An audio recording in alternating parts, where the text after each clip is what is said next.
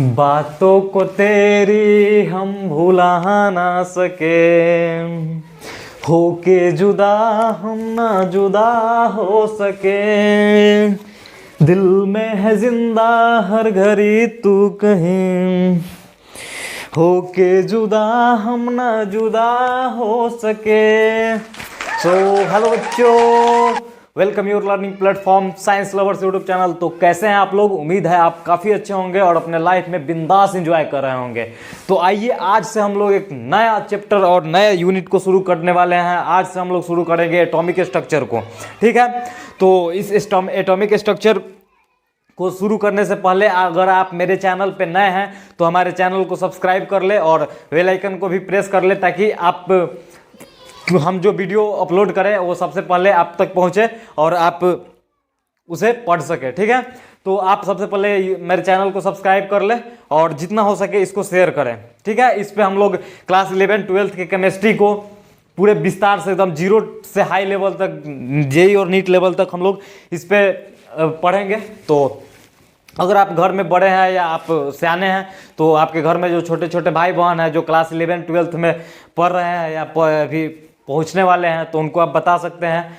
आप free of cost आप इस चैनल पे केमिस्ट्री को बिल्कुल एकदम बेसिक से हाई लेवल तक हम लोग पढ़ेंगे, ठीक है।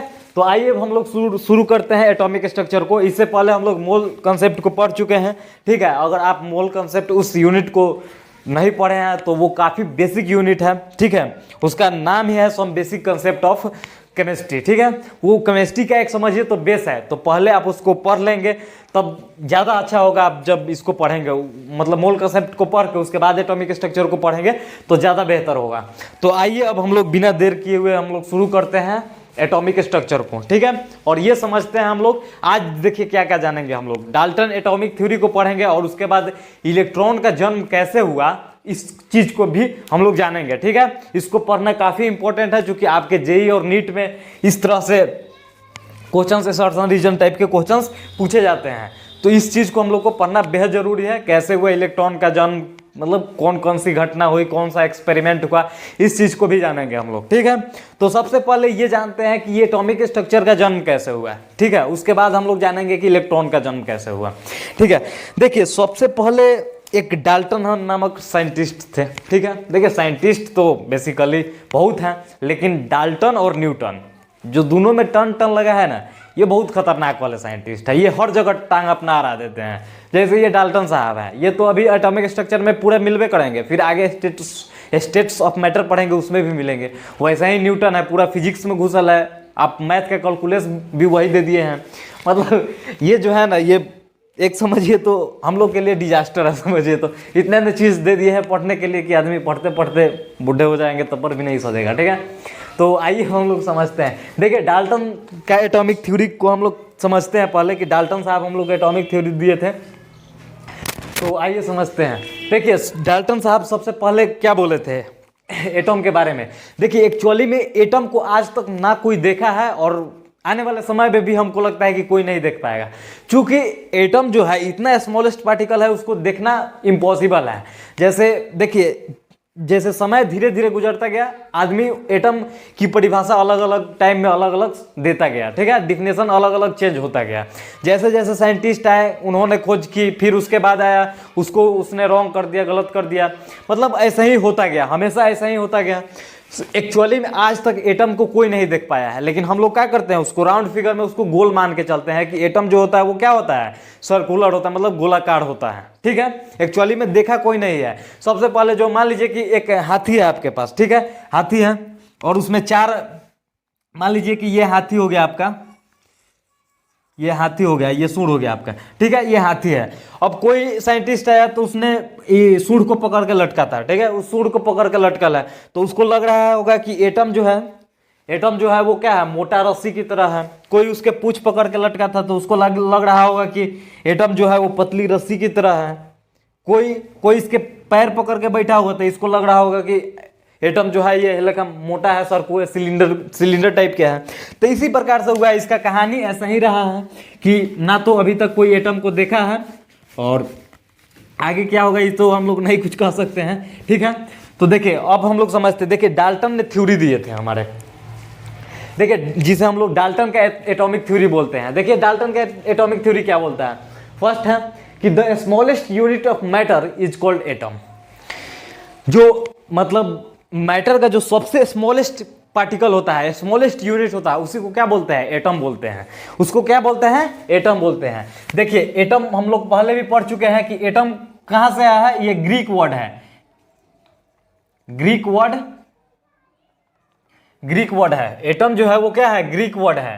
ठीक है, एटम जो है वो क्या है, ग्रीक वर्ड है। वो कहां से आया है, एटमोस से आया है, ATMO, एटमोस। ठीक है, एटमोस से आया है। इसका मतलब एटमोस का मतलब ग्रीक में जानते हैं क्या होता है, इसका मतलब होता है इंडिविजिबल। मतलब क्या, ये टूटने वाला नहीं है, इंडिविजिबल, इंडिविजिबल होता है। ग्रीक वर्ड में इसको इंडिविजिबल होता है, मतलब नहीं टूट सकता है। मतलब क्या होता है, डाल्टन का कहने का मतलब होता है ना कि डाल्टन का कहने का मतलब था कि जो मैटर का सबसे छोटा यूनिट होता है ना उसको एटम बोला जाता है। मतलब उससे छोटा पृथ्वी पर कोई भी चीज एग्जिस्ट नहीं करता है। सबसे मैटर का सबसे छोटा कण को क्या बोलते हैं हम लोग, एटम बोलते हैं। ठीक है, जो उसको मतलब अब उससे हम लोग छोटा नहीं कर सकते हैं, उसको नहीं तोड़ सकते हैं, उसको हम लोग छोटे छोटे पार्टिकल्स में नहीं डिवाइड कर सकते हैं। ठीक है, और देखिए अब ये तो पहला समझ गए होंगे। अब दूसरा इसका क्या पर्पस बोला था कि atoms can neither be generated और नॉर बी डिस्ट्रॉयड। मतलब वही बात है जैसे हम लोग पहले समझे थे कि कंजर्वेशन ऑफ लव जो होता है, प्यार जो होता है, ना तो कभी खत्म होता है और ना ही वो बनाया जा सकता है। प्यार जो होता है हमेशा कंजर्व होता है, लव जो होता है वो हमेशा कंजर्व होता है, ना ही खत्म होता है कभी, ना ही वो उत्पन्न होता है। ठीक है, सेम उसी बेसिस पर इन्होंने बोला था कि एटम जो होता है, एटम को ना ही हम लोग जनरेट कर सकते हैं, ना ही उसको हम लोग डिस्ट्रॉय कर सकते हैं। एटम को ना तो जनरेट कर सकते हैं और ना ही डिस्ट्रॉय कर सकते हैं। और उन्होंने एक अगला ये बोले जिन्होंने कि not divided in smaller particles. मतलब एटम को ना ही छोटे छोटे कण में उसको डिवाइड कर सकते हैं, ना ही मतलब एटम को ना छोटे छोटे कण में उसको तोड़ नहीं सकते हैं। उनका ये कहना था। ठीक है, ये कहे, ठीक है, ये भी कह दिए। अब उन्होंने अगला क्या बोला, देखिए अगला बोले थे कि एटम्स ऑफ एनी एलिमेंट, मतलब किसी भी एलिमेंट का जो एटम होगा, are same in shape, size and mass. मतलब किसी भी एलिमेंट का जो एटम होगा ना वो शेप, साइज में, सब चीज में सेम होगा। ठीक है, इसको हम लोग अभी समझते हैं। ठीक है, और उन्होंने अगला क्या बोला कि atoms of different element are different from each other in mass, size and shape. मतलब देखिए डिफरेंट एलिमेंट का डिफरेंट एटम्स अलग अलग होता है। मतलब डिफरेंट एलिमेंट, देखिए क्या बोल रहा है यहाँ पे कि अगर एलिमेंट अलग अलग है, जैसे hydrogen, helium, lithium, beryllium, carbon, nitrogen, वो सब एलिमेंट का जो एटम्स है ना, वो सब एलिमेंट का एटम्स अलग अलग होते हैं, लेकिन सेम एलिमेंट का सारे एटम्स एक जैसे होते हैं। ठीक है, तो यहां तक अभी आप समझे होंगे। अगर नहीं समझे तो अभी हम लोग समझते हैं इसको अच्छे से। ठीक है, देखिए जैसे मान लीजिए कि कार्बन है, हम लोग मान लीजिए कि ये कार्बन ले लिए, तो कार्बन का शेप, साइज और मास, मान लीजिए कि ये कार्बन इतना बड़ा है, तो जितना भी कार्बन का एटम्स होगा ना, जितना कार्बन का एटम्स होगा वो सब शेप, साइज और आकार में सबका शेप, साइज क्या होगा, आकार सबका होगा बराबर होगा। ये सब क्या है, कार्बन का एटम्स है। ये कार्बन का एटम्स है, इसका शेप, साइज, मास सब कुछ क्या होगा, सेम होगा, बराबर होगा। ठीक है, और देखिए अब ये नेक्स्ट लाइन क्या बोल रहा है हमसे कि एटम्स ऑफ डिफरेंट एलिमेंट, मतलब अलग अलग एलिमेंट के, different from each other in mass, shape, size and mass, shape, size में सब कुछ अलग होता है। जैसे मैं मान लीजिए कि अगर आप कुछ ले लेंगे, जैसे ये तो कार्बन हो गया, लेकिन अगर बात करेंगे हम लोग ऑक्सीजन की, तो ऑक्सीजन ये है। ठीक है, तो ऑक्सीजन का मास, शेप, साइज ये कुछ अलग हो सकता है, ये बड़ा हो सकता है इससे। ठीक है, वैसे ही आप हाइड्रोजन लेंगे तो हाइड्रोजन का ये काफी छोटा होगा, काफी छोटा हो सकता है। वैसे ही आप मान लीजिए कि सल्फर ले लिए, ये सल्फर ले लिए तो ये और बड़ा हो सकता है। मतलब डिफरेंट एलिमेंट का एटम्स जो होता है ना वो अलग अलग होता है, उसका शेप, साइज, रंग, रूप, गुण, आकार सब मतलब अलग अलग होते हैं। ठीक है, तो आई होप कि आप डाल्टन के एटॉमिक थ्योरी को अच्छे से समझ गए होंगे कि डाल्टन साहब जो एटॉमिक थ्योरी दिए थे वो क्या था और क्या दिए थे। ठीक है, देखिए ये आपके बोर्ड के एग्जाम में आपसे 4 नंबर में पूछ सकता है, तो आप इसको इंपॉर्टेंट रखेंगे बोर्ड के एग्जाम के लिए, एज नीट में भी पूछ सकता है। ठीक है, तो आप इसको अच्छे से याद कर लेंगे, और याद क्या करना है आप तो समझ ही लिए होंगे कि क्या क्या बोले थे। ठीक है, अब देखिए, अब ये तो हम लोग समझ लिए कि डाल्टन का एटॉमिक थ्योरी समझ लिए। अब देखिए अब होता क्या है कि ये तो अपना मतलब ये थ्योरी दे दिए, लेकिन होता क्या है जानते हैं, जब मतलब कोई आदमी कोई चीज़ खोजता है तो उस टाइम, जैसे अभी कैसे सोशल मीडिया का ज़माना है कि कोई आदमी कुछ वीडियो क्रिएट कर रहा है तो वो अपने सोशल मीडिया पर दिखाता है कि हम ये कर रहे हैं। जैसे हम आपको पढ़ा रहे हैं तो हम अपने सोशल मीडिया फेसबुक, व्हाट्सअप पे या यूट्यूब पे इस वीडियो को अपलोड करते हैं तो हम दिखाते हैं ना।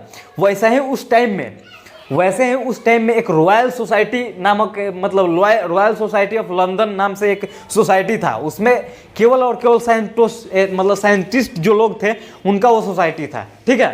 वो लोग बैठ के आपस में बात करते थे। अगर कोई चीज़ नया जनरेट हुआ, कोई नया चीज़ इन्वेंट हुआ, खोज हुआ, तो वो रॉयल सोसाइटी ऑफ लंदन में जाके और उसको पढ़ते थे और सबको पढ़ के सुनाते थे।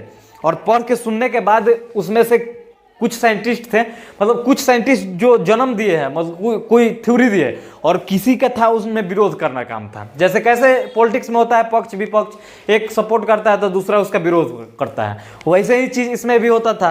अब कोई साइंटिस्ट का काम था उसमें उंगली करना, जो खोज हो चुका है उसमें केवल और केवल क्या करता था, उंगली करता था। तो वैसे ही अब जब देखे, इन्होंने तो थ्योरी दे दिया, लेकिन कुछ जो हमारे साइंटिस्ट थे उनको इस बात से नफरत हो गया कि जो एटम है उसको हम लोग डिवाइड नहीं कर सकते, तोड़ नहीं सकते हैं। अब इसी चीज को लेके बहुत बड़ा बहस हुआ। उसके बाद यही से एक जनरेट हुआ एटॉमिक स्ट्रक्चर को। इसी पर बहुत सारा रिसर्च होने लगा, बहुत सारे चीज इस पर, इसी के वजह से सब एटॉमिक पार्टिकल्स का जनरेशन हुआ, ठीक है। और इस पर ही बहुत सारे सब एटॉमिक पार्टिकल्स को, इसको मतलब एटम को तोड़ तोड़ के देखा जाने लगा कि ये टूट सकता है कि नहीं टूट सकता है।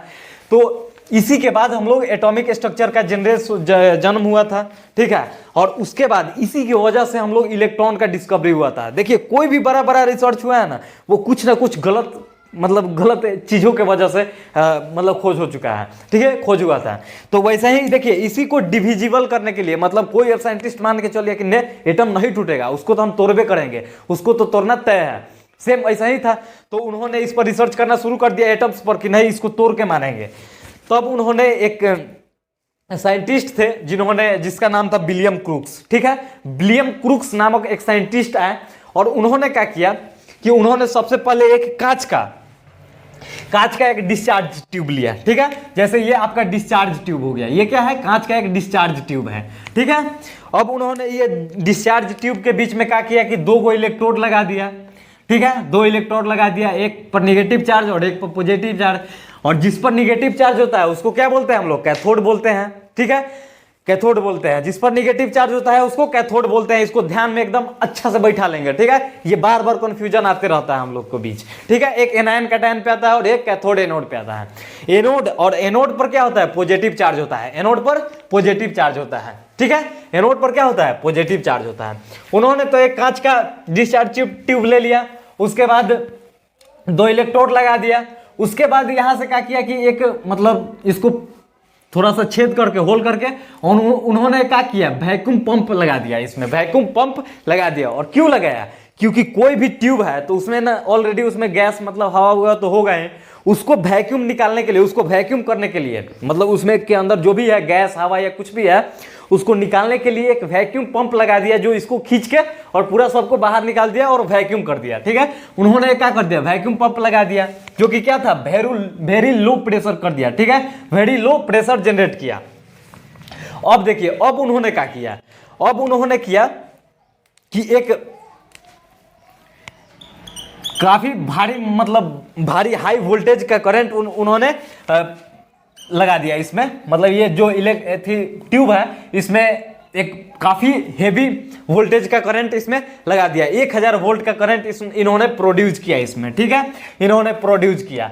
अब उन्होंने उसके बाद देखा कि यहां से कुछ रे निकल रही थी, ठीक है, यहां से कुछ रे निकल रहा था, ठीक है। उनका मानना था कि हम एक्स रे यहां से निकल रही है, एक्स रे निकल रही है, ठीक है। तो उन्होंने क्या किया कि इस एक्स रे को देखने के लिए उन्होंने इस वाले जो वाल है, इस दीवार को, मतलब ऐसे तो एक्स रे निकलता है तो ये तो दीवार को पार कर जाता, पता ही नहीं चलता कि कैसे एक्स रे निकल रहा है या कौन रे है, निकल रहा है कि नहीं निकल रहा है, पता ही नहीं चलता, ठीक है। तो उन्होंने क्या किया कि इसको क्या किया, जेडएनएस से, इस दीवार को जेडएनएस से कोटिंग कर दिया, जेडएनएस का क्या कर दिया, लेप लगा दिया, जिंक सल्फाइड का लेप लगा दिया। यहाँ पे कोई भी हो सकता है, सिल्वर भी हो सकता है, सिल्वर का भी लेप लगा सकते थे, लेकिन वो काफी गरीब थे इसलिए नहीं लगाए थे, उन्होंने ZnS का कोटिंग कर दिया। ठीक है, ZnS का कोटिंग मतलब क्या, फ्लोरोसेंट। फ्लोरोसेंट आप देखते होंगे कि पहले जो मरकरी आता था, मरकरी के ट्यूब पर भी लिखा होता है फ्लोरोसेंट ट्यूब। मतलब क्या होता है, फ्लोरोसेंट एक जगह से रे निकलती है, ठीक है, रे निकलती है, वो क्या करती है, वो पूरे फैलाती है उसको। ठीक है, वो उसी मतलब फ्लोरोसेंट का काम यही होता है कि चमक पैदा करती है। तो उन्होंने क्या किया कि ZnS से कोटिंग कर दिया इस दीवार को। और ZnS से कोटिंग इसलिए किया ना कि यहां से जो रे निकलेगी जब इस पे इससे टकराएगी तो ये चमक पैदा करेगा, और जब चमक पैदा करेगा तो हमको पता चल जाएगा कि रे निकल रही है, यहाँ से एक्सरे निकल रही है। वो इतना दिन से, बहुत दिन से इसमें लगे थे कि यहाँ से एक्सरे निकल रहा है। ठीक है, एक्सरे निकल रहा है, लेकिन यहाँ बात कुछ और हो रहा था। ठीक है, यहाँ से एक्सरे नहीं निकल रहा था। ठीक है, अब उन्होंने क्या किया एक बार, तो वहां से यहाँ से अब देखिए प्रॉपर्टीज को अब हम लोग पढ़ेंगे कि यहाँ से, क्योंकि अब हम लोग समझ रहे हैं तो साथ साथ में प्रॉपर्टीज को भी समझते चलेंगे। ठीक है, तो यहाँ से उन्होंने एक ऑब्जर्व किया कि यहाँ से जो रे निकल रही थी, ये जो रे निकल रहा था ये केवल और केवल स्ट्रेट लाइन में निकल रहा था। क्या उन्होंने क्या किए थे, सबसे पहले कि ये क्या किए कि इस जो हमारे पास एनोड था इसमें उन्होंने क्या किए थे, छेद कर दिए थे, छिद्र कर दिए, छोटे छोटे होल कर दिए थे। छोटे छोटे उन्होंने क्या किए, होल कर दिए थे, छोटे छोटे होल कर दिए थे, छोटे छोटे होल किए थे। तो यहां से जो कैथोड रे, यहां से देखिए इनको पता नहीं था कि कौन रे निकल रही है। ठीक है, यहां से जो रे निकल रही थी वो सीधा इसको पार करके इस छिद्र से होकर के और सीधा इस पे टकरा रही थी। ठीक है, इस दीवार पे टकरा रही थी जो कि ZnS से कोटिंग किया गया था। ठीक है, इस पे टकरा रही थी, इस पे टकरा रही थी। तो अब देखिए, तो उन्होंने ऑब्जर्व किया कि हम जो छिद्र किए हैं तो ये सीधा सीधा रे जो निकल रही है सीधे दीवार से टकरा रही है, यानी कि ये क्या है, ये जो रे है ये एक स्ट्रेट लाइन में ट्रेवल कर रही है। स्ट्रेट लाइन में क्या कर रही है, ट्रेवल कर रही है, क्योंकि ये कहीं इधर उधर मुड़ नहीं रही थी, ये सीधा सीधा इस पर सीधा सीधा निकल जा रही थी। तो ये क्या कर रही थी, तो इसी का उन्होंने प्रॉपर्टीज दिया। इस मतलब ट्यूब से जो एक्सपेरिमेंट किए उन्होंने एक प्रॉपर्टीज भी दिया हम लोग को, कैथोड रे का प्रॉपर्टीज दिए कि ये जो ट्रेवल करता है किस में करता है, स्ट्रेट लाइन में ट्रेवल करता है। ट्रेवल किस में करता है, स्ट्रेट लाइन में ट्रेवल करता है। ठीक है, और बाद में जैसे इनको तो मालूम था कि ये एक्सरे है। ठीक है, लेकिन जब बहुत सारा रिसर्च हुआ तो पता चला कि ये एक्सरे है ही नहीं, क्योंकि ये एक्सरे जो होता है वो प्योर एनर्जी होता है, लेकिन ये प्योर एनर्जी नहीं था। ठीक है, प्योर एनर्जी नहीं था। इसको हम लोग कैसे समझेंगे, ये इसको हम लोग आगे जानेंगे। ठीक है, तो इसका नाम क्या पड़ा, कैथोड रे पड़ा। अब उन्होंने क्या किया, अब एक और दिमाग लगा, उन्होंने क्या किया, विलियम क्रूक्स ने क्या किए, एक यहां से बैटरी लगाया। ठीक है, एक बैटरी लगा दिए, इस पर पॉजिटिव चार्ज हो गया और ये निगेटिव चार्ज। इन्होंने एक बैटरी लगा दिया, इसको हम लोग पूरा सर्किट को कंप्लीट कर देते हैं ताकि आपको समझने में कोई दिक्कत ना हो। यहां से एक बैटरी उन्होंने लगा दिया, यहां से क्या किया, एक बैटरी उन्होंने लगा दी। ठीक है, बैटरी लगा दिया, और बैटरी लगा दिया, बैटरी जब लगाया तो यहाँ से क्या हुआ, इलेक्ट्रिक फील्ड क्रिएट हो गया। उन्होंने इलेक्ट्रिक फील्ड को ही क्रिएट करने के लिए यहाँ से क्या किया, बैटरी लगा दिया। यहाँ पे निगेटिव चार्ज, यहाँ पे पॉजिटिव चार्ज, एक बैटरी जोड़ दिया। अब देखिए, अब जब बैटरी जुड़ गया तो अब बैटरी जोड़ दिया। ठीक है, बैटरी जोड़ के उसके बाद क्या किया कि ये पूरे ट्यूब को, ये जो पूरे ट्यूब है इस सबको कोटिंग कर दिया, किससे, ZnS से कोटिंग कर दिया। ठीक है, ZnS से पूरे दीवार को, पूरे ये ट्यूब जो है ये सबको क्या कर दिए, ZnS से कोटिंग कर दिए। ZnS से जब कोटिंग कर दिए तब उन्होंने देखा, तब उन्होंने ऑब्जर्व किया कि जो हमारे यहाँ से जो कैथोड रे निकल रही थी, जो यहाँ से कैथोड रे निकल रही थी, जो स्ट्रेट लाइन में ट्रेवल कर रही थी, वो अब क्या कर रही थी, डिफ्लेक्ट कर जा रही थी। वो अब जाके दीवार से डिफ्लेक्ट कर जा रही थी, दीवार से क्या कर जा रही थी, डिफ्लेक्ट कर जा रही थी।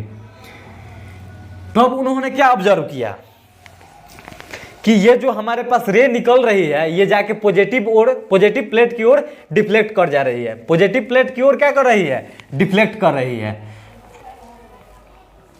पॉजिटिव प्लेट की ओर डिफ्लेक्ट कर जा रही थी। ठीक है, पॉजिटिव प्लेट की ओर डिफ्लेक्ट कर जा रही थी। तो उन्होंने अगला प्रॉपर्टीज क्या बताया कि दे आर निगेटिवली चार्ज, मतलब जो हमारी ये कैथोड रे है ये निगेटिव चार्ज है, तभी तो जाके पॉजिटिव से अट्रैक्ट हो रहा है। ठीक है, और निगेटिव हमेशा पॉजिटिव से अट्रैक्ट होता है और पॉजिटिव हमेशा निगेटिव से अट्रैक्ट होता है, हमेशा अपोजिट होता है। ठीक है, इसको आप बेहतर तरीका से ऐसे समझ सकते हैं, जो हमारे पास कैथोड रे है ये तो निगेटिव रे है। ठीक है, अब देखिए जैसे आप हैं, ठीक है, आप जा रहे हैं आटा पिसाने जा रहे हैं, साइकिल से जा रहे हैं, आप आटा पिसाने जा रहे हैं, अब आपकी वाली आगे दिखाई दे दी, तो आप सबसे पहले क्या करेंगे, आपका मिशन है कि आप आटा पिसाने जाएंगे आटा चक्की में, लेकिन जाएंगे और आपके सामने वो मिल गई, लेकिन आपको वो नहीं देखी है अभी, ठीक है, आपको नहीं देखी है, तो सबसे पहले क्या करेंगे, बगल वाली एक गली से निकल जाएंगे, पतली गली से साइकिल लेके, और वो जब पास हो जाएगी तब आप आएंगे और आटा पिसवाएंगे, क्योंकि बेइज्जती ना हो उसके सामने। और ये हम एक्सपीरियंस से बता रहे हैं, हालांकि हमारे पास एक्सपीरियंस तो इस बात का नहीं है, चूंकि हमारी कोई थी ही नहीं, ठीक है, तो मतलब हमको कोई दिक्कत ही नहीं होता है। खैर, तो आते हैं इस लाइन पे, तो वही हुआ जब उन्होंने इलेक्ट्रिक फील्ड यहाँ पे क्रिएट कर दिया, तब उन्होंने देखा कि ये जो रे स्ट्रेट लाइन में ट्रेवल कर रही थी, वो अब क्या कर रही है, वो डिफ्लेक्ट कर जा रही है, पॉजिटिव प्लेट की ओर डिफ्लेक्ट कर जा रही है। तो उन्होंने एक ऑब्जर्वेशन किया कि ये जो रे है ये क्या है, निगेटिव है, तभी तो पॉजिटिव की ओर रिफ्लेक्ट करता है। देखेंगे अभी आप कभी देखेंगे कि कोई लड़का की ओर अट्रैक्ट हो, कभी नहीं होता है। ऐसा कभी नहीं होगा कि कोई लड़का की ओर मतलब क्या हो, अट्रैक्ट हो, या कोई लड़की की ओर अट्रैक्ट हो, हमेशा अपोजिट होता है। भले कोई अदर केस में, सम केसेज में आता है जो लेस्बियन एंड ट्रांसजेंडर, उसकी हम लोग बात नहीं कर रहे हैं, ठीक है।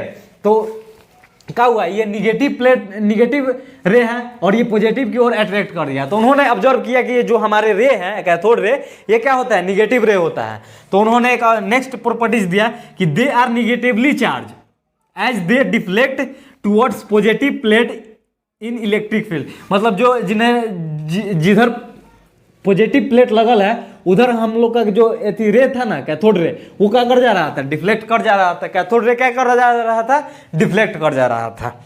तो उन्होंने ऑब्जर्व किया कि हमारा जो रे है, कैथोड रे है, वो निगेटिवली चार्ज है, ठीक है। तो यहां तक हो गया। अब देखिए, अब नेक्स्ट उन्होंने क्या एक प्रॉपर्टीज बताया कि cathode rays are made of negatively charge particles. Cathode ray जो है वो निगेटिवली चार्ज पार्टिकल्स होता है, ठीक है।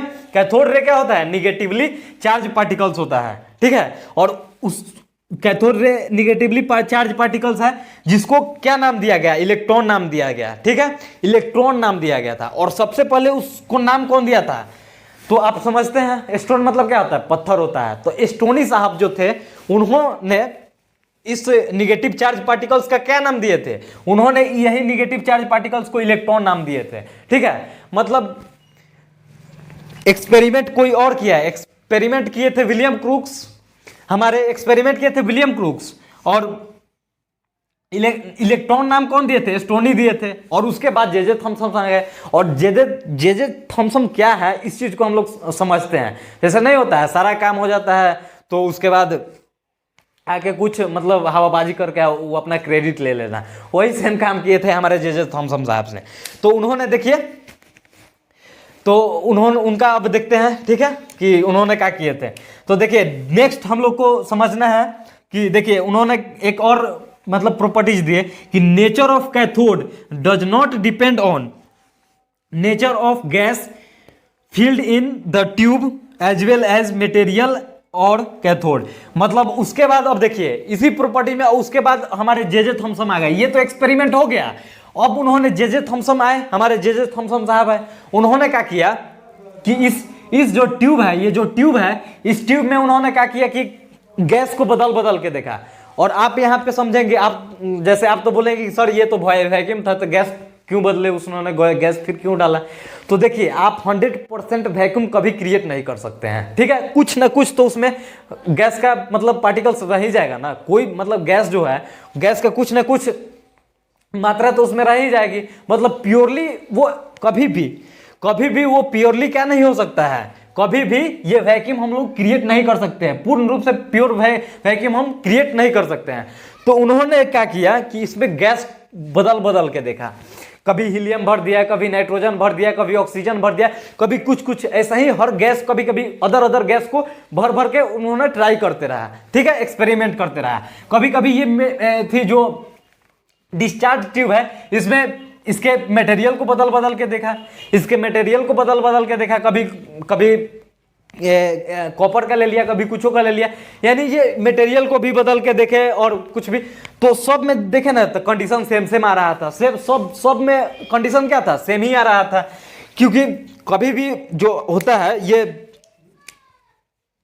क्या बोलते हैं, देखिए क्या बोल रहे थे, nature of cathode does not depend on the nature of gas field in the tube as well as material of cathode. Cathode का मटेरियल उन्होंने चेंज किया था, कैथोड ये जो ना कैथोड का मटेरियल भी चेंज कर करके, और उन्होंने देखे थे फिर भी जो रेज था उनका नेचर चेंज नहीं हुआ था, वो चेंज एज इट इज जो पहले जैसे हो रहे थे। इलेक्ट्रिक फील्ड फिर लगाए तो फिर देखे कि इसमें वही बात है, यहाँ से डिफ्लेक्ट कर जा रहा था, जो हमारे कैथोड रे थे वो डिफ्लेक्ट कर जा रहे थे। ठीक है, देखिए कैथोड रे, एक बात यहाँ से ध्यान से समझेंगे कि कैथोड रे जो है ना वो प्योरली क्या है, प्योरली एनर्जी नहीं है। इस बात को उन्होंने कैसे प्रूफ किए थे, इस बात को उन्होंने प्रूफ किया था, जानते हैं क्या किए थे उन्होंने? किए थे एक यहाँ पे क्या किए थे कि छोटा सा पतला सा एक घिर नहीं लगाए थे, मतलब पंखा लगा दिए थे, उन्होंने पंखा लगा दिए थे। तो कैथोड रे, अब देखिए जैसे लाइट प्योर एनर्जी है, तो लाइट हमारे देह शरीर पे पड़ता है या पैर पे पड़ता है तो पत्ता हिलता है? नहीं हिलता है। आप पे पड़ता है तो नहीं हिलता है। लेकिन हवा जब एयर जो चलता है तो वो चलता है तब पैर को भी हिला देता है, आपको भी हिला देगा ज़्यादा जोर से रहता है तो। ठीक है, तो लाइट जो है वो प्योर एनर्जी है, लेकिन एयर जो है वो प्योर एनर्जी नहीं है, वो मैकेनिकल एनर्जी प्रोवाइड कर रहा है। एयर वो एनर्जी है, लेकिन वो कौन एनर्जी? मैकेनिकल एनर्जी प्रोवाइड कर रहा है। ठीक है, तो ऐसे ही देखा गया कि यहाँ से जो कैथोड रे निकल रहा था वो क्या कर रहा था, इस पंखा को नचा दिया। इसका मतलब क्या है? मैकेनिकल एनर्जी प्रोवाइड कर दिया। और जब मैकेनिकल एनर्जी प्रोवाइड कर दिया, इसका मतलब क्या देखा गया कि जो हमारा कैथोड रे है वो प्योरली एनर्जी नहीं है। ठीक है, वो प्योर एनर्जी नहीं है। ठीक है, तो ये आई होप कि आप प्रॉपर्टीज को भी समझ गए होंगे। अब देखिए, अब हम लोग आते हैं, अब देखिए इलेक्ट्रॉन, अगला नेक्स्ट हम लोग देखते हैं कि electron is universal particle. Electron एक यूनिवर्सल पार्टिकल है which has constant charge by mass ratio. मतलब ये एक यूनिवर्सल पार्टिकल है जिसमें चार्ज और मास का जो रेशियो है, ई बाई एम का रेशियो क्या होता है? फिक्स होता है। ई बाई एम का रेशियो जो होता है वो फिक्स होता है। ठीक है, यानी एक ऐसा पार्टिकल है जिसमें चार्ज और मास का जो रेशियो होगा वो हमेशा क्या होगा? फिक्स होगा, ये कभी नहीं बदलने वाला है। ठीक है, आप इसके चार्ज और मास का रेशियो कहीं भी ले जाके आप चेक कर सकते हैं, तो इसका चार्ज और मास का रेशियो हमेशा क्या होगा? फिक्स होगा, कभी बदलेगा नहीं, हमेशा क्या होगा? कांस्टेंट होगा। ठीक है, तो आई होप कि आप इलेक्ट्रॉन का जन्म कैसे हुआ, ठीक है, इसको आप समझ गए होंगे, और एटॉमिक स्ट्रक्चर का कैसे मतलब जनरेशन हुआ इसको भी आप समझ गए होंगे। अब हम लोग कुछ इलेक्ट्रॉन के बारे में और कुछ जान लेते हैं थोड़ा सा, और उसके बाद हम लोग जानेंगे प्रोटॉन का खोज कैसे हुआ। ठीक है, और ठीक है, तो आई होप तब तक इतना इसको राइट डाउन कर लीजिए। ठीक है, और वीडियो को पास करके राइट डाउन कीजिए, उसके बाद हम लोग कुछ आगे इसको समझते हैं। ठीक है, तो आइए बाबू, अब हम लोग देखिए इलेक्ट्रॉन पर दो चार इंपॉर्टेंट पॉइंट है जिसको हम लोग समझ लेते हैं। ठीक है, और इसको याद कर जाना है बिल्कुल अच्छे से, क्योंकि ये ऑब्जेक्टिव के लिए मोस्ट इंपॉर्टेंट और कहिए तो सबसे ज़्यादा इंपॉर्टेंट है ये। ठीक है, आपके नीट के प्रिपरेशन में भी ये सबसे ज़्यादा पूछे जाएंगे। आपके नीट के एग्जाम में ऑब्जेक्टिव टाइप क्वेश्चन सीधे सीधे पूछ देता है ऐसा ना कि चार्ज ऑफ इलेक्ट्रॉन कितना होता है, मास ऑफ इलेक्ट्रॉन कितना होता है, ये आपके बोर्ड ऑफ एग्जाम में भी ये पूछा जाएगा। ठीक है, तो इसको याद रखेंगे बहुत अच्छा से। ठीक है, देखिए फर्स्ट टर्म क्या है कि electron is discovered by J Thomson in 1897। ये डेट आप याद भी रख सकते हैं, क्योंकि आप कोई कभी कभी पूछ सकता है, रेयर केस में पूछ भी देता है, और खास करके जब आप कॉम्पिटेटिव एग्जाम में जाएंगे ना तो ये पूछना लगभग मतलब पूछ ही देता है, इसके बारे में आप कुछ नहीं कर सकते। इसको याद रखेंगे 1897 में इलेक्ट्रॉन का खोज किया था, इलेक्ट्रॉन का खोज हुआ था। और सबसे बड़ी बात है कि जो भी कुछ करे, लेकिन जो फाइनल रिजल्ट आता है, जो फाइनल प्रोड्यूस करता है, उसी का नाम होता है। ठीक है, हमारे जे थॉमसन जो थे, इन्हीं का नाम आता है इलेक्ट्रॉन के खोज के लिए। ठीक है, तो इन्हीं को हम लोग समझेंगे, इन्हीं को जानेंगे और याद रखेंगे कि इलेक्ट्रॉन का खोज कौन किया था? जे थॉमसन ने किए थे 1897 में किए थे। ठीक है, ये आप याद रख लेंगे। अब देखिए, अब नेक्स्ट पॉइंट हम लोग के बीच क्या है, देखिए इलेक्ट्रॉन का जो चार्ज है, चार्ज और मास का जो रेशियो होता है वो कितना होता है? इलेक्ट्रॉन के चार्ज और मास का रेशियो, इलेक्ट्रॉन के चार्ज और मास का रेशियो कितना होता है? इलेक्ट्रॉन और चार्ज का मास का ratio 1.67 into 10⁻11 coulomb per KG. ये मास है तो केजी हो गया, और ये चार्ज है तो कूलम्ब। चार्ज का यूनिट क्या होता है? कूलम्ब होता है, तो coulomb per kg 1.76 into 10⁻11 coulomb per kg. E by m ratio है, ठीक है, E बाई एम रेशियो है, E बाई एम रेशियो जो कि फिक्स होता है, ये नहीं बदलता है, ये कभी भी नहीं बदलता है। यही एक यूनिवर्सल पार्टिकल है जिसका चार्ज और मास का रेशियो हमेशा क्या होता है, सेम होता है, ठीक है। तो ये समझ गए होंगे। अब देखिए, अब इस चीज को हम लोग जानते हैं कि इलेक्ट्रॉन पर जो चार्ज होता है वो कितना होता है, इलेक्ट्रॉन का चार्ज कितना होता है, तो चार्ज ऑफ इलेक्ट्रॉन कितना होता है, माइनस में, ये निगेटिव होता है, क्योंकि इलेक्ट्रॉन क्या होता है, निगेटिवली चार्ज होता है। जैसे हम लोग पहले एक्सपेरिमेंट में बता चुके हैं कि कैथोड रे जो होता है वो क्या होता है, निगेटिव चार्ज होता है। उसी के बाद तो स्टोनी साहब जो थे वो इलेक्ट्रॉन नाम दिए इसको, ठीक है। तो चार्ज ऑफ इलेक्ट्रॉन कितना होता है, minus 1.6 into 10 to the power minus 19 coulomb. Minus में है 1.6 into 10 to the power minus 19 coulomb. देखिए एग्जाम में आपको 1.6 into 10 to the power minus 19 coulomb लिखा रहेगा, लेकिन निगेटिव में लिखा रहेगा, ठीक है। तो आप निगेटिव नहीं भी लगा है ना, अगर डिफिनेशन में लिख दिया है निगेटिव चार्ज, तो आप इलेक्ट्रॉन का केवल और केवल इतना मारेंगे, ठीक है, कितना मारेंगे, 1.6 into 10 to the power minus 19 coulomb, ठीक है। और इसको क्या बोल सकते हैं, इसका एक और, इसको हम लोग ESU भी बोला जाता है। इसको इतना बराबर कितना होता है, एक ESU होता है, ठीक है, एक ESU होता है, ठीक है, एक ESU का मतलब क्या होता है, इलेक्ट्रोस्टैटिक यूनिट, इलेक्ट्रोस्टैटिक यूनिट होता है। ESU के मतलब क्या होता है, इलेक्ट्रोस्टैटिक यूनिट होता है, ठीक है। और देखिए ये चार्ज ऑफ इलेक्ट्रॉन कैसे निकाला जाता है, ये देखिए, ये आपको बेसिकली पढ़ना नहीं है, एज इट इज आप ऑब्जेक्टिव के लिए मतलब याद रखेंगे कि चार्ज ऑफ इलेक्ट्रॉन हम लोग किस मेथड से निकालते हैं, मिलिकन ओयल ड्रॉप मेथड, ठीक है। ये आपको सिलेबस में नहीं दिया गया है, मिलिकन ओयल ड्रॉप मेथड, ठीक है। ये केवल और केवल आपको याद रखना है कि चार्ज ऑफ इलेक्ट्रॉन किससे निकाला जाता है, किस मेथड से निकाला जाता है, तो ओयल ड्रॉप मेथड से निकाला जाता है, ठीक है। तो आई होप इस पॉइंट को भी समझ गए होंगे। अब देखिए नेक्स्ट पॉइंट क्या हम लोग को बोल रहा है कि मास ऑफ इलेक्ट्रॉन कितना होता है, 9.1 into 10 to the power minus 31 kg, 9.1 into 10 to the power minus 31 kg, इतना kg होता है। और इसको अगर आप ग्राम में लिखना चाहेंगे तो ये कितना हो जाएगा, 9.1 into 10 to the power minus 28 gram, ठीक है, 28 ग्राम। क्योंकि देखिए ये 3 से क्या होगा, गुना हो जाएगा, 10 टू द पावर 3 से गुना हो जाएगा, तो ये प्लस में आए और ये माइनस में आए तो ये घट जाएगा ना, तो कितना हो जाएगा, 10 to the power minus 28 gram, ठीक है, ये ग्राम में हो गया। अब देखिए, और सिंबल, इलेक्ट्रॉन का सिंबल कैसे होता है, तो इलेक्ट्रॉन का देखिए, इलेक्ट्रॉन पर निगेटिव चार्ज होता है तो चार्ज नीचे है माइनस में, और इसका मास लगभग 0 होता है, ठीक है। इस मास को मतलब इससे हल्का दुनिया में कोई भी चीज नहीं पाया जाता है। इलेक्ट्रॉन का मास निग्लिजिबल होता है, उसके मास को हम लोग 0 काउंट करके चलते हैं, ठीक है, ये 0 हम लोग काउंट करके चलते हैं। इलेक्ट्रॉन का कोई मास नहीं होता है, इलेक्ट्रॉन का मास 0 होता है, तो इसका यूनिट होता है, इसका मतलब सिंबल होता है स्मॉल e, एंड नीचे 1 माइनस में और ऊपर 0 रहेगा, इसका मास क्या होगा, 0 होगा। तो आई होप कि आप इस बात को आज समझे होंगे और मेरा आज लेक्चर पसंद आया होगा। अगर पसंद आया है तो हमारे चैनल को सब्सक्राइब करें और बेल आइकन को भी प्रेस कर दें और वीडियो को लाइक करें, ठीक है। और जितना हो सके इस वीडियो को शेयर करें और इस चैनल को जितना हो सके आप सब्सक्राइब करें और करवाएं, ताकि और भी जो भी बंदे हैं या जो भी आपके भाई बहन है वो भी इस चीज़ का लाभ ले, ठीक है। तो आई होप कि आज का लेक्चर समझ में आया होगा। तो अब मिलते हैं नेक्स्ट क्लास में, और कल हम लोग देखेंगे कि प्रोटॉन का खोज कैसे हुआ और न्यूट्रॉन का, ठीक है। कल ज़्यादा तामझाम नहीं है, वो उस प्रोटॉन और न्यूट्रॉन को एक ही लेक्चर में हम लोग कंप्लीट कर देंगे। उसके बाद से मुख्य रूप से हम लोग एटॉमिक स्ट्रक्चर को बहुत ही बेहतरीन तरीके से पढ़ेंगे, एकदम विदाउट। आपको ये बेसिक चीज़ जानना जरूरी था, इसलिए हम आज पढ़े हैं कि इलेक्ट्रॉन का जन्म कैसे हुआ, ठीक है। तो उम्मीद करते हैं कि काफ़ी आपको अच्छा लगा होगा, तो हमारे चैनल को सब्सक्राइब करें। Thank you very much, love you.